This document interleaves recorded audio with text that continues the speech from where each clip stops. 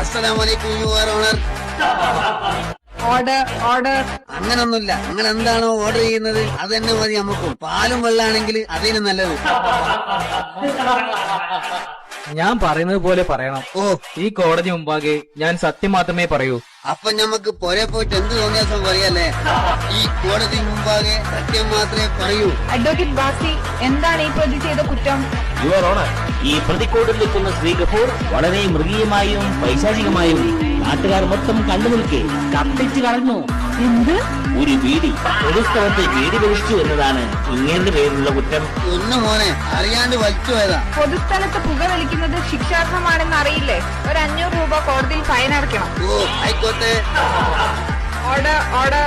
കോടതിയിൽ മുണ്ട് പൊക്കി കാണിച്ച് കോടതിയെ അപമാനിച്ചതിന് 1000 രൂപ വേറെയും ഫൈൻ അടയ്ക്കണം. മൊത്തം 1500 രൂപ ഫൈൻ. അല്ല, ഇത് വല്ലാത്ത ഇടങ്ങാറായല്ലോ. ഇനി പൈസ ഇപ്പൊ എങ്ങനെ എടുക്കും യുവർ ഓണറെ? എന്നാ പിന്നെ 1000 രൂപ കൂടി ഫൈൻ എടുക്കോ? അതെന്തിനാ? പൈസ വലത്തെ പോക്കറ്റിലല്ലേ, ഇനി ഇടത്തെ പോക്കറ്റിലാണല്ലോ.